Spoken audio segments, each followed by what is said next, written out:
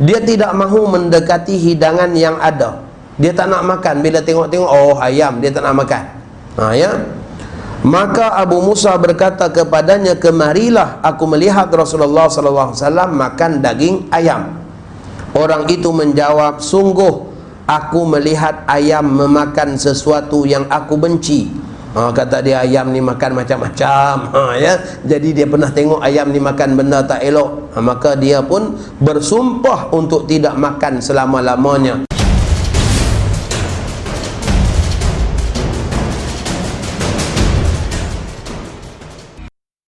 Baik, bab yang berikutnya berkenaan dengan lauk pauk. Ya, saya ketika mana nak menterjemahkan kitab ini tuan-tuan, tajuknya ialah Imam At-Tirmizi letakkan babu majaa fi idami Rasulillah, bab pada membicarakan idam kepada baginda Nabi. Idam dalam bahasa Arab ialah sesuatu yang dimakan dengan roti, itu adalah idam. Kita makan roti makan dengan daging, maka daging tu ialah idam. Ya, roti daging, potong-potong daging makan roti sekali. Itu daging tu adalah idam. Kita makan roti celup dalam kopi. Kopi itu ialah idam. Kita goreng telur benjo, letakkan dalam burger. Dalam roti burger, maka telur itu ialah idam. Kita ambil mentega, sapu pada roti, makan, maka mentega itu ialah idam. Ya, kita buat acar, kemudian acar tadi itu kita makan dengan roti, acar itu ialah idam. Kita ambil minyak, celup minyak aja, maka minyak tadi ialah idam. Maka nak terjemah idam tu apa dia? Buah kurma, kita buang biji, letak dalam roti, gigit, maka buah kurma tu ialah idam. Jam, kita ambil letak pada roti, makan, jam tu ialah idam. Nak terjemah idam tu apa tuan-tuan? Sudahnya kita pun letak lauk pauk. Semuanya sekali. Yang dimakan oleh Rasulullah sallallahu alaihi wasallam. Baik, daripada Sayyidah Aisyah radhiyallahu taala anha anna Rasulullah sallallahu alaihi wasallam qala ni'mal idam al-khal, sebaik-baik lauk pauk adalah cuka. Maksudnya yang ada cuka. Rahsia kesihatan bangsa Arab ni tuan-tuan, pagi ada cuka, tengah hari ada cuka, malam pun ada cuka dalam makanan mereka. Tengoklah, sebab mereka tak tinggalkan jeruk cuka tadi. Dia ada bawang dan sebagainya yang direndam dalam cuka, kemudian dijadikan salatah, makanan harian dia. Dia makan mesti ada, cili, cuka kan, dan sebagainya. Cuka mesti ada dalam hidup dia. Dan itu yang Nabi kita katakan, sebaik-baik makan ada cuka. Daripada Ibrahim bin Umar bin Safinah, daripada bapanya, daripada neneknya telah mengatakan, akaltu ma'a Rasulullah sallallahu alaihi wasallam lahma hubara. Jadi beliau mengatakan, saya pernah makan bersama Rasulullah sallallahu alaihi wasallam daging burung hubara. Burung hubara ni tuan-tuan, rupanya sebiji macam ayam Belanda. Macam ayam Belanda yang jantan. Jadi tuan-tuan type aja ha ba alif ra ya di Google Image, nanti akan keluarlah gambar dia macam mana. Dia sejenis burung padang pasir, burung di tanah Arab, yang saiznya lebih kurang besar ayam Belanda. Lehernya pun panjang macam ayam Belanda juga.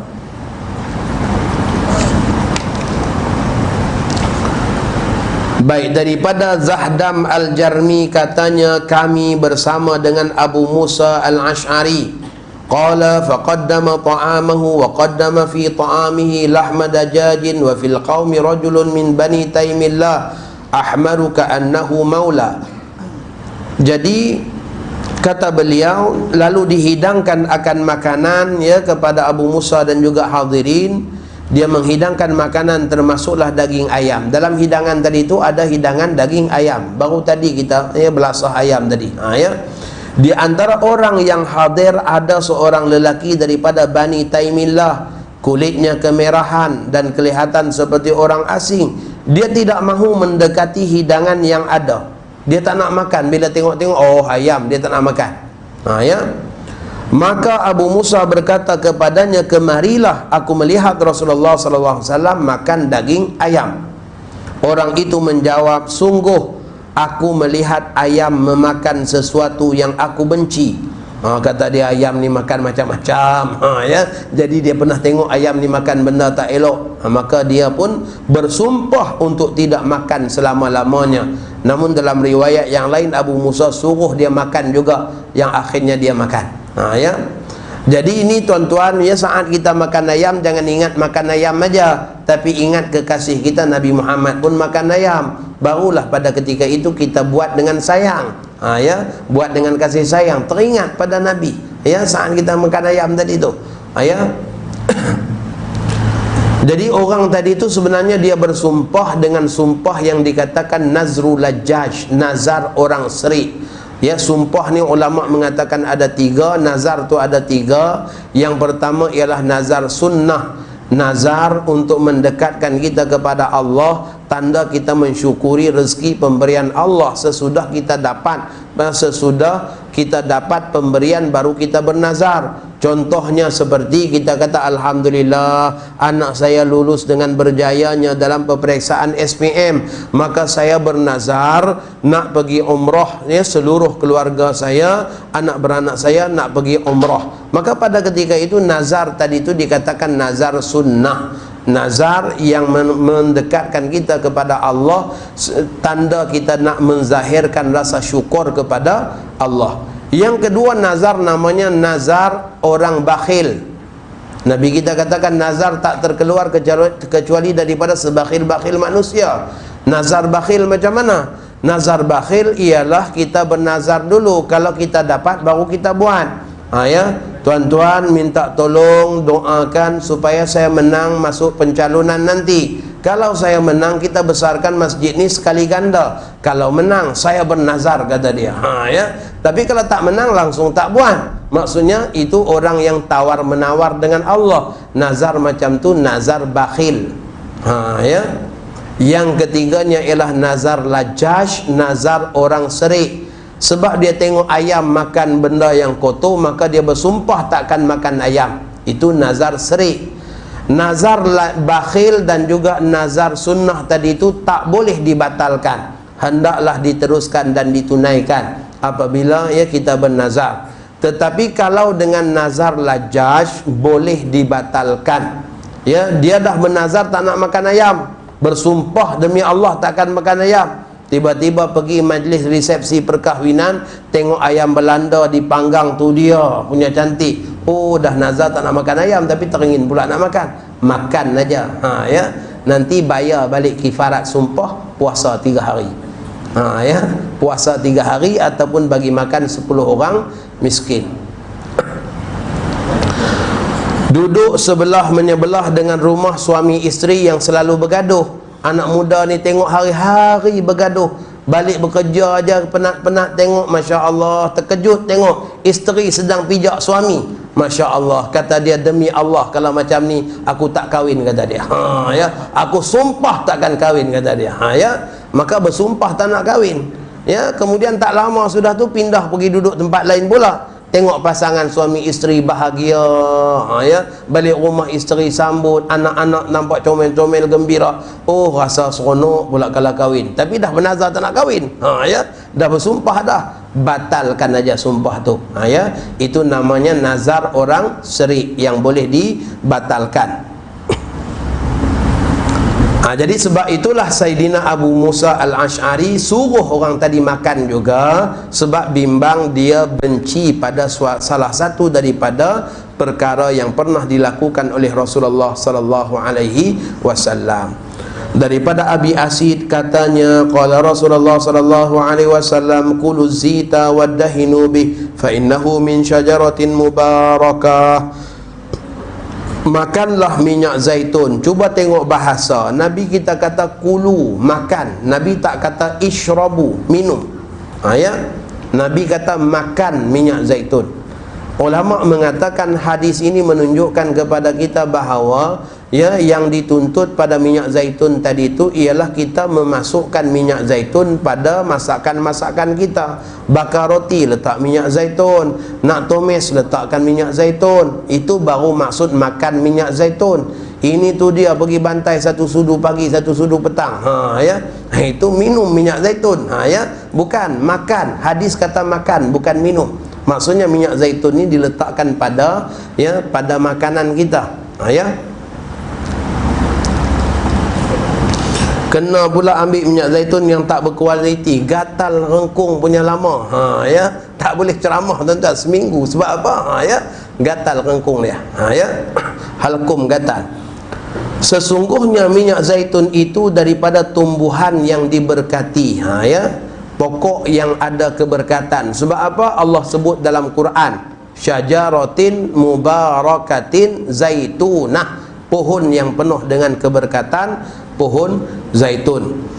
Ada disebutkan dalam beberapa kitab tafsir bahawa dua pohon yang diturunkan dengan Nabi Adam alaihissalam, ya, ketika mana Nabi Adam diturunkan ke bumi, yang pertama dengan pohon zaitun, yang kedua dengan pohon tin. Ya.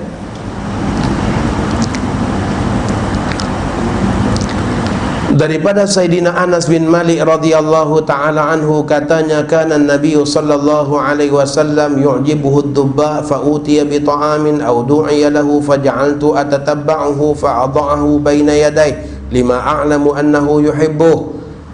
Kata Sayyidina Anas bin Malik, Rasulullah sallallahu alaihi wasallam sangat menyukai buah labu, maka didatangkan makanan atau diundang dalam jamuan makan, sehinggalah orang masak buah labu hantar ke rumah Nabi sebab tahu Nabi suka.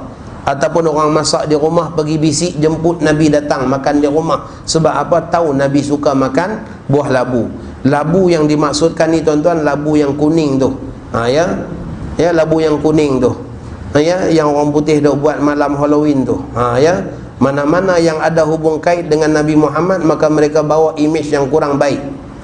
Imej hantu pada buah labu. Ya. Nabi kita suka pada kucing, maka mereka gambarkan dalam kartun-kartun mereka kucing penjahat, anjing baik. Ya.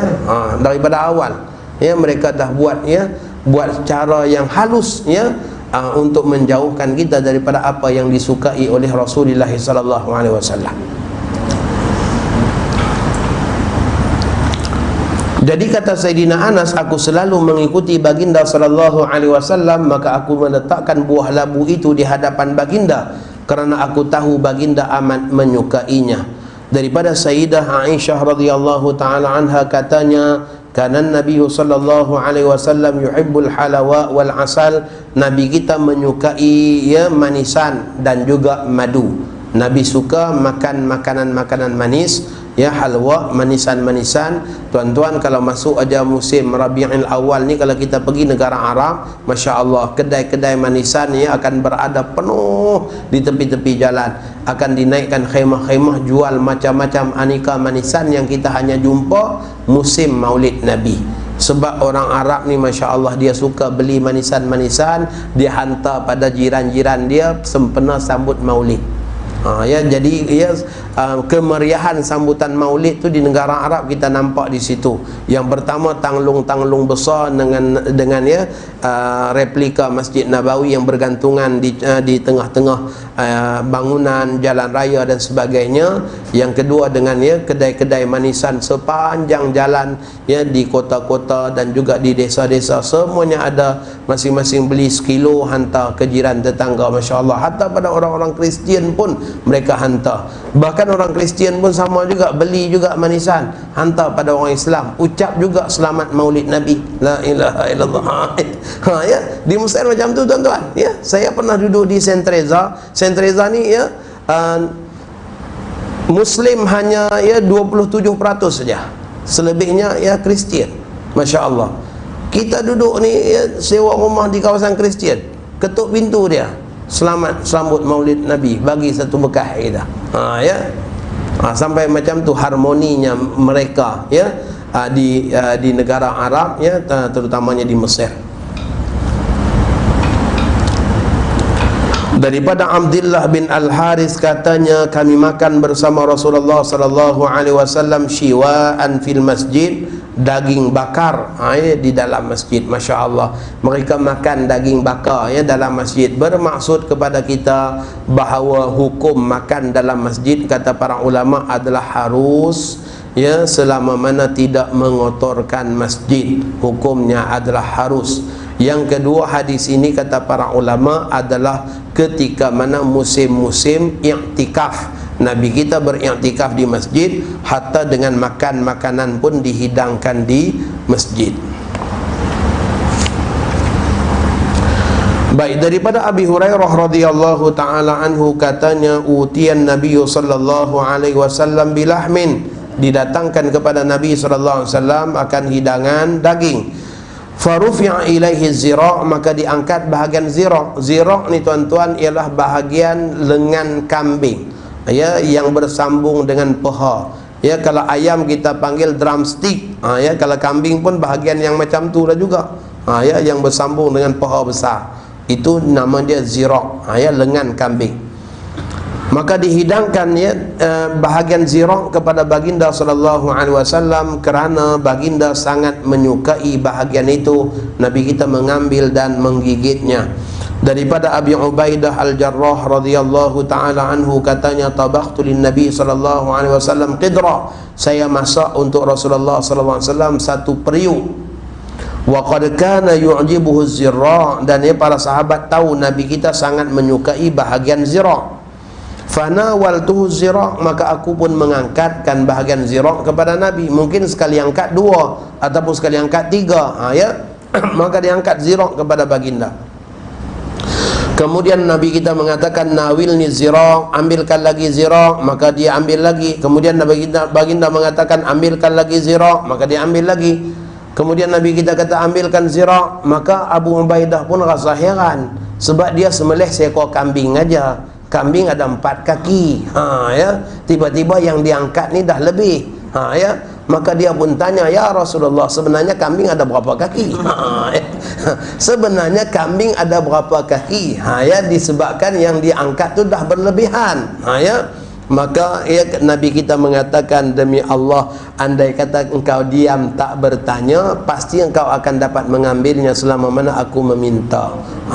Maksudnya ini sebahagian daripada mukjizat Rasulullah sallallahu alaihi wasallam. Baik, berikutnya ialah daripada Abdullah bin Ja'far katanya, saya mendengar Rasulullah SAW bersabda, inna atyabal lahmi lahmu dhahri, sesungguhnya sebaik-baik daging, daging yang paling baik adalah daging di bahagian belakang. Lahmu zahri ini orang kita panggil daging batang pinang. Daging batang pinang ni ada dua. Yang bahagian atas tu dia batang pinang besar, yang bahagian dalam tu yang lebih lembut lagi tuan-tuan. Tulang serangka tu bahagian dalam dia. Ada lagi pada tulang belakang juga daging batang pinang yang dalam. Daging tu yang orang kita panggil daging harimau menangis. Harimau tak boleh makan bahagian tu, menangis dia tuan-tuan. Dia boleh makan batang pinang bahagian luar aja, yang bahagian dalam tu dia tak boleh ambil sebab ada tulang serangka. Sebab tu nama dia daging harimau menangis. Ada dia dibanting satu restoran daging harimau menangis.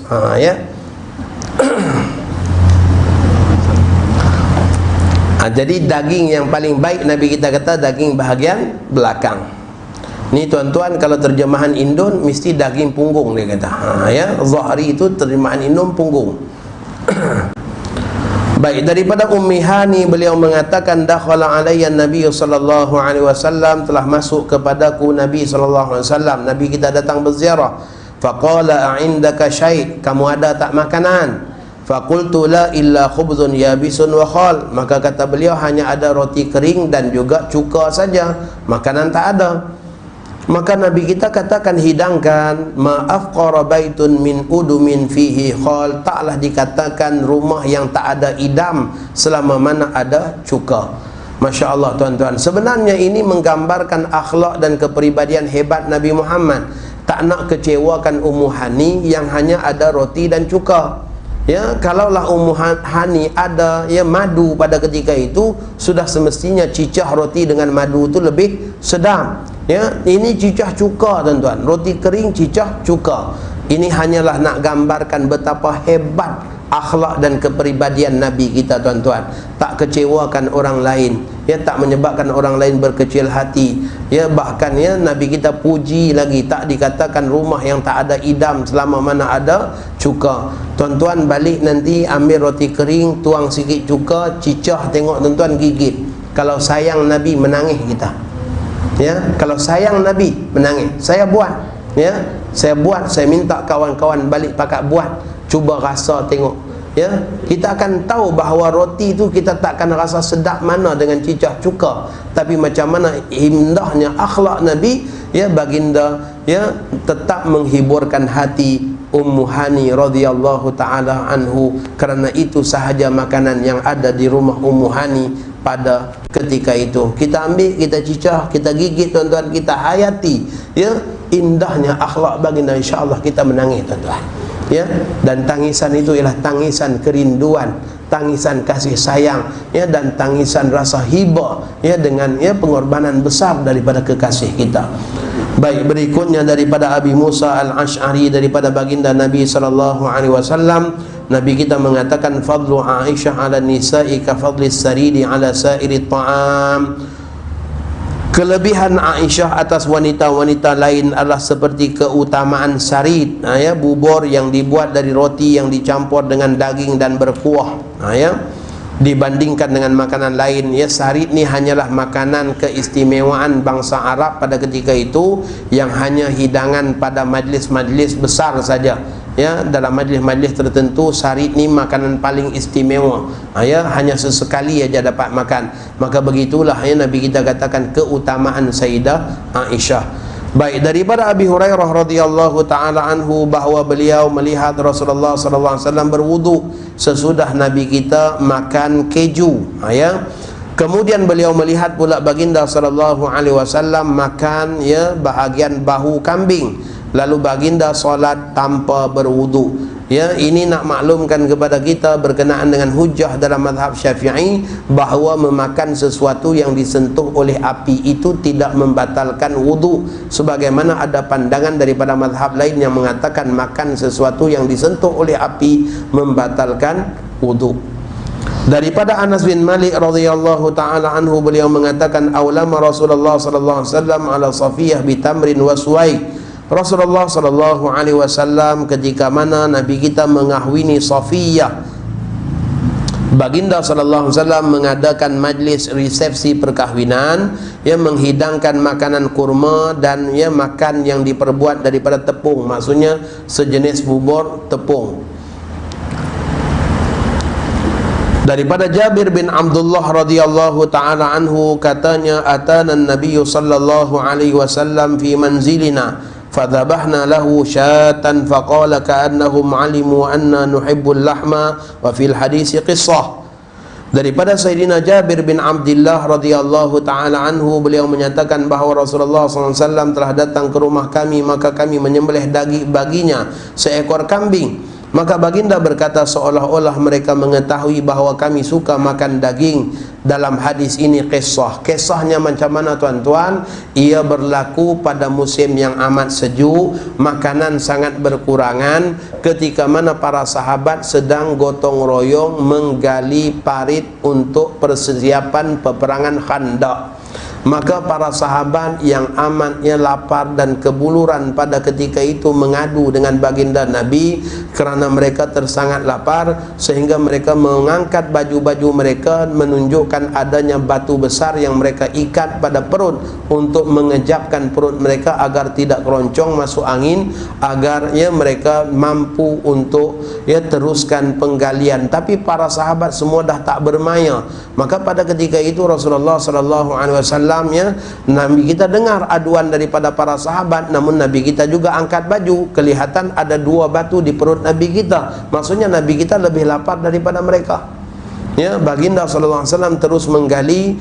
Maka pada ketika itu, ya, penggalian demi penggalian diteruskan, para sahabat dalam kebuluran. Ya, Sayyidina Jabir bin Abdullah, beliau tahu di rumahnya ada lagi seekor kambing dan ada sedikit, ya, tepung yang boleh dibuatkan roti. maka dia balik ke rumah, ya, dia sembelihnya kambing, kemudian ya diadunkan adunan roti, kemudian dia pun datang bisik pada Nabi.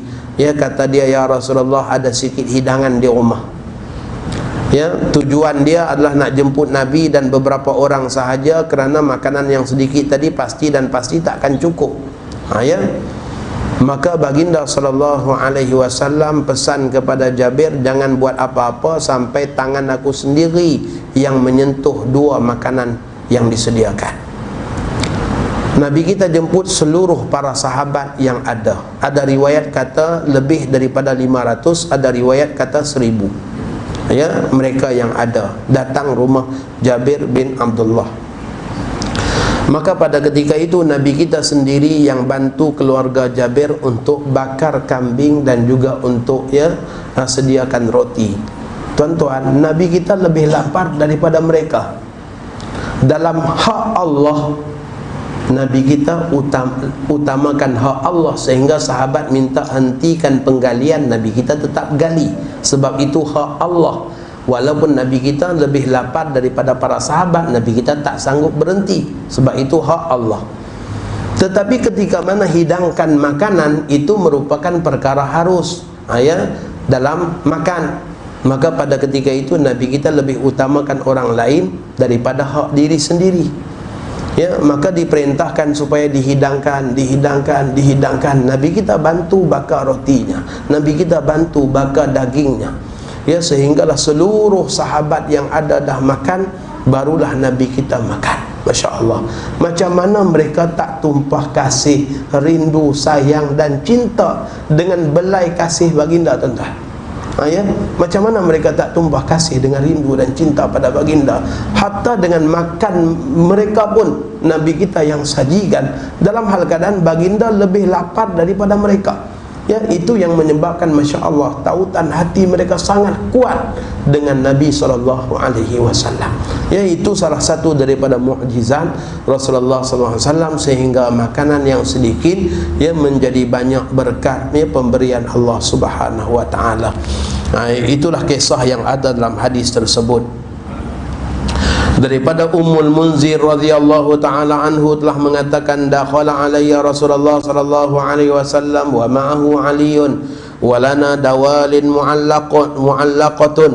Qalat faja'ala Rasulullah sallallahu alaihi wasallam ya'kulu wa Aliun ma'ahu ya'kul. Faqala Rasulullah sallallahu alaihi wasallam li Aliin, mah ya Ali fa innaka naqihun. Qalat fajalasa Aliun wan nabiyyu ya'kulu. Qalat faja'altu lahum silqan wa sya'iran. Faqala an-nabiy sallallahu alaihi wasallam li Ali, min hadha fa'asib fa inna hadha awfaqu lak. Ummu Munzir mengatakan bahawa suatu hari Rasulullah sallallahu alaihi wasallam dan Sayyidina Ali mengunjungi beliau. Pada ketika itu kami memiliki beberapa tandan kurma mentah yang kami kantung. Orang Arab biasanya bila mereka potong tandan-tandan kurma mereka, untuk mereka biarkan dia kering, maka digantungkan di tiang-tiang dalam rumah. Maka dibiarkan kering di situ. Jadi bila tetamu datang, maka ada yang petik dan makan. Nabi kita sallallahu alaihi wasallam datang dan sesuai dengan buah yang digantungkan di tiang, maka Rasulullah sallallahu alaihi wasallam pun petik dan makan sambil berdiri. Jadi Nabi kita makan sambil berdiri. Begitu juga dengan Sayyidina Ali bin Abi Thalib, makan sambil berdiri. Makan, beberapa ketika makan, Nabi kita kata pada Sayyidina Ali, cukup, awak baru baik daripada luka, baru sembuh daripada sakit. Yang pada ketika itu Sayyidina Ali baru pulang daripada peperangan Khaybar, yang mengalami luka-luka. Maka Sayyidina Ali pun duduk, Rasulullah sallallahu alaihi wasallam terus makan dalam hal keadaan berdiri. Kemudian Ummu Munzir sediakan kepada mereka bubur daripada gandum dan juga sejenis tumbuhan, maksudnya sayur-sayuran. Maka kata Nabi sallallahu alaihi wasallam kepada Sayyidina Ali, yang ni baik untuk awak, sesuai dengan orang yang sakit. Jadi di sini kita perlu tahu bagaimana ulasan para ulama kita berkenaan dengan hukum makan berdiri. Ada ulama mengatakan bahawa ya mazhab Syafi'i tuan-tuan mengatakan makan berdiri hukumnya makruh, makan duduk hukumnya sunnah, makan berdiri hukumnya makruh. Ya, makan berdiri hukumnya makruh. Apa yang dilakukan oleh Nabi kita hanya sekali, dan ia hanyalah menunjukkan ya bahawa perbuatan itu tidak haram. Ya, kalau sampai Nabi kita langsung tak tunjukkan pedoman, maka akan jatuh hukum haram, kerana ada tegahan daripada hadis yang lain, jangan seseorang daripada kalian makan dalam keadaan berdiri. Hadis tegahan itu ya akan jadi haram hukumnya sekiranya Nabi kita tak buat. Ya, maka disebabkan Nabi kita pernah buat, maka yang haram tadi itu bertukar menjadi makruh. Perbuatan Nabi kita sekali itu hanyalah menunjukkan kepada perkara itu adalah tidak haram. Seperti kencing berdiri, la yabulanna ahadukum wa huwa qaimun, jangan seseorang daripada kalian kencing berdiri. Maka kata Sayyidina Umar, sejak daripada aku dengar hadis itu langsung-langsung aku tak pernah lagi kencing berdiri. Ya, la yabulan di situ menunjukkan kepada hukum haram sekiranya tak ada pemesongan daripada hadis lain. Tetapi sebab ada satu riwayat bahawa Nabi kita pernah sekali kencing berdiri, maka pada ketika itu la yabulan tadi membawa makna makruh, bukan lagi haram. Ya, disebabkan pernah Nabi kita buat. Kalau haram, pasti dan pasti Nabi kita langsung takkan buat. Maka Nabi kita buat sekali itu tuan-tuan bukan sunnah. Buat sekali itu hanyalah nak menunjukkan tidak haram. Ya. Manakala dalam madhab Imam Abu Hanifah pula, ya, Abu Hanifah mengatakan makan berdiri ya disunatkan adalah sunnah sekiranya makan buah. Mereka mengkhususkan makan buah. Makan lain tak boleh, kata mereka, makruh. Ya, tetapi kalau makan buah sunat. Ya, mengikut mazhab mereka. Ya. Jadi tuan-tuan, kalau makan berdiri ke setengah-setengah tempat tu kita pergi memang tak ada tempat nak duduk, nak buat macam mana? Ya, makan buah berdiri. Ya. Taklidlah mazhab Imam Abu Hanifah. Yang kata makan buah tu sunat, boleh berdiri. Ya, sebab mazhab Imam Abu Hanifah pun syariat Islam juga. Ya, bukan keluar pada syariat Islam. Ni kadang-kadang kita ketat sangat sampai masya-Allah seolah-olah tak boleh dah nak beramai dengan mazhab lain. Boleh aja. Baru-baru ni ada sahabat pergi tanya, ya, berdebat sakan tuan-tuan dalam satu grup. Saya sampai lemah. Ya, berdebat masalah babi hutan jatuh dalam perigi. Air perigi itu dipam untuk jadi wuduk satu surau. Satu surau duk wuduk banyak hari dah baru jumpa babi hutan mati dalam tu. Ya. Kemudian pakat duk berdebat kata wajib kena, ya, wajib kena sama, ya, kemudian kena buang semua pipe di surau tu, kena pasang piping lain. Ya, kalau tak nak pasang macam tu kena sedut air selut masuk pula. Oh tuan-tuan, jadi hal macam tu. Ya, kena buat hebahan pula, panggil pada semua yang datang duduk semayang tu kena pakat-pakat mandi air selut semua. Ya, sebab pakat duk wuduk belaka. Ya, susahlah macam tu. Ya, tu hal-hal yang terpencil macam tu, ya, bolehlah kita tengok pada, ya, keluasan syariat daripada mazhab lain. Sebab sukar, ya, sukar. Kalau saja-saja tak boleh lah, ya, saja-saja aja kita nak pilih tak boleh. Tapi dalam kesukaran macam tu, pilihlah. Islam ni mudah tuan-tuan. Ya, dan fiqh tu memudahkan. Fiqh itu penuh kasih sayang. Fiqh itu membawa kesejahteraan. Jangan sampai nanti orang kata, oh payah nak beramai dengan agama. Ya, sebab apa? Sebab kita orang agama yang bawa yang payah-payah. Ya. Jadi hal-hal yang macam tu cuba pemudahkan. Mazhab Maliki ada pandangan mengatakan bahawa khinzir itu bukan najis mughalladhah. Ya. Dalam mazhab kita Syafi'i sendiri pun Imam Nawawi ada sebut dalam Majmu' Syarah Muhadzab bahawa dalil yang menunjukkannya najis mughalladhah pada babi itu tidak kuat. Ya, itu kata Imam Nawawi. Ya, maksudnya dalam mazhab kita sendiri. Jadi dalam hal yang macam tu, ya, saya ulang ni, hal yang macam tu aja. Jangan esok duk buat pesta mari sentuh babi pula. Ya, sebab apa? Tak apa, kita taklid mazhab Maliki aja, boleh sentuh bukan najis. Ya, jangan buat macam tu. Itu perkara yang tak patut. Ya, perkara yang tak patut.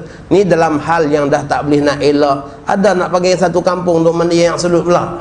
Ya, dalam hal-hal yang sukar nak dielak macam tu, bolehlah kita permudahkan. Kita kata ada pandangan dalam mazhab lain yang mengatakan bukan najis mughalladhah dan tak perlu disama. Kita kata macam tu. Ya, supaya memudahkan. Ya, ini kadang-kadang Masya Allah kita menyempitkan keadaan sampai dah tak ada jalan keluar. Ya.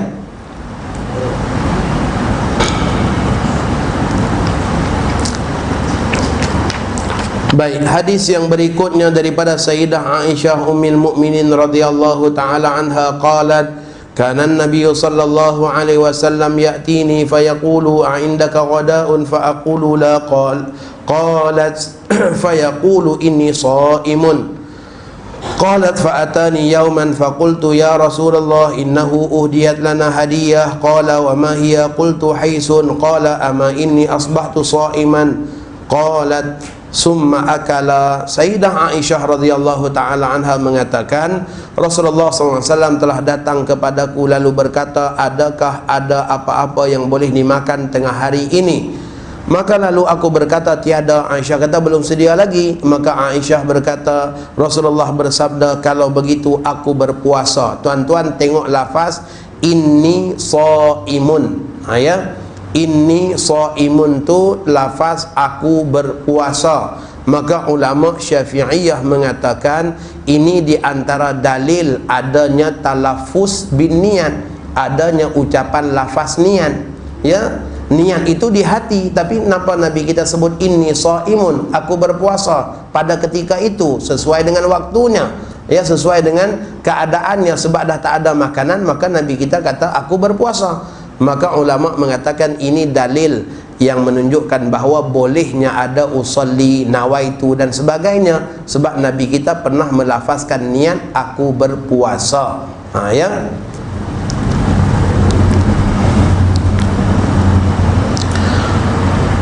Jadi ulama mengatakan hadis ini menunjukkan harusnya kita berniat puasa bagi puasa-puasa sunat selama mana belum kita melakukan perkara-perkara membatalkan puasa. Yang pertama. Yang kedua, syaratnya sebelum gelincir matahari. Selama mana belum gelincir matahari, belum masuk waktu zuhur, kita boleh berniat puasa sunat, asalkan belum melakukan perbuatan yang membatalkan puasa. Jangan lepas subuh awal-awal pagi dah keluar pergi kena, ya, roti jala, ya, kemudian balik tengah hari tanya isteri, ni dah siap makan ke belum? Kata isteri belum lagi. Tak apa, abang niat puasa. Puasa apa, tadi makan dah. Ya, itu tak ada puasa dah. Ya. Jadi yang boleh puasa tadi itu kalau kita belum melakukan apa-apa yang membatalkan puasa. Adapun untuk puasa wajib, syarat dia mestilah berniat pada malam hari. Sebab dalam hadis yang sahih Nabi kita katakan man lam yubayyiti siyam fala siyamalah. Siapa yang tak berniat puasa pada malam hari maka tidak ada puasa baginya. Ulama mengatakan hadis itu berkenaan dengan puasa wajib. Yang berikutnya, suatu hari Nabi kita datang, kata Sayyidah Aisyah ada makanan. Nabi kita mengatakan saya dah niat puasa. Ya. Kemudian baginda sallallahu alaihi wasallam makan, ya, makanan yang diberikan itu, yang dihidangkan itu. Maka ini juga menunjukkan hukum kepada kita bolehnya membatalkan puasa sunat. Adapun puasa wajib haram membatalkannya. Ya, puasa sunat boleh dibatalkan. Puasa wajib hukumnya haram. Jadi kita kadang-kadang kita selalu tewas dengan kawan-kawan. Dah niat dah puasa, ya, bulan puasa Arafah. Ya, tapi bila pukul 10 aja kawan-kawan kata, "Ji, jom minum." Kita pun pelan-pelan bangun ikut pergi minum juga. Ya, pagi tadi dah bangun 4 pagi sahur dengan isteri. Ya, dah sahur dah. Tapi balik-balik petang isteri tanya, "Abang, macam mana kita nak buka puasa?" Buatlah apa pun, abang dah buka dah tadi. Kata, "La ilaha illallah." Tadi dah, ya. Pukul 4 pagi bangun sahur. Kalah sebab kawan-kawan hajat pergi minum. Ya, maka supaya kita tak dapat dikalahkan, ya, dan tak terkalahkan dengan, ya, dengan nafsu dan iblis, maka caranya ialah apa? Nazar supaya jadi wajib. aku bernazar puasa, ya, puasa Arafah besok hari, maka niat sahaja aku puasa Arafah besok hari fardu kerana Allah. Ya, maka pada ketika itu esok kawan ajak minum, ajak makan, ajak apa pun tak boleh dah. Minta maaf, saya puasa wajib. Ya, maka tak boleh nak dibatalkan. Macam tu insya-Allah kita takkan kalah. Ya, dan kita dapat pahala lebih sebab kita dapat pahala wajib, bukan lagi dapat pahala sunat. Baik, daripada Yusuf bin Abdullah bin Salam, katanya beliau melihat Rasulullah sallallahu alaihi wasallam mengambilnya kisratan min khubzi syair fa wada'a 'alaiha tamratan wa qala hadhihi idamu hadhihi wa akala. Nabi kita mengambil sepotong roti gandum lalu meletakkan kurma di atas roti itu dan berkata, ini adalah idam kepada yang ini, ya, inti ataupun cecahan kepada yang ini. Lalu baginda memakannya. Daripada Sayyidina Anas bin Malik radhiyallahu taala anhu bahawa beliau mengatakan, kana Rasulullah sallallahu alaihi wasallam yu'jibu suful, Nabi kita suka suful. Suful ni ada dua tafsiran. Satu tafsiran mengatakan sejenis makanan. Suful tu nama bagi sejenis makanan. Tafsiran yang lain pula mengatakan suful itu ialah ma baqiya minat ta'am, iaitu sisa-sisa makanan yang ada dalam pinggan dan talam. Nabi kita tak biarkan tersisa, semuanya diambil. Itu maksud suful juga. Jadi suful ada dua makna. Sama ada suful itu ialah sejenis makanan atau suful itu ialah baki daripada, ya, sisa-sisa makanan yang tak dibiarkan. Kita kadang-kadang nak ikut protokol, dah makan tinggal juga setongkol. Sebab apa? Takut orang kata lahap sangat sampai habis, ya, sampai kosong pinggan. Tapi secara sunnahnya memang macam itulah, kena habiskan supaya taklah dianggap kita ni mensia-siakan rezeki dan kita tak tahu rezeki yang mana yang ada keberkatan buat kita.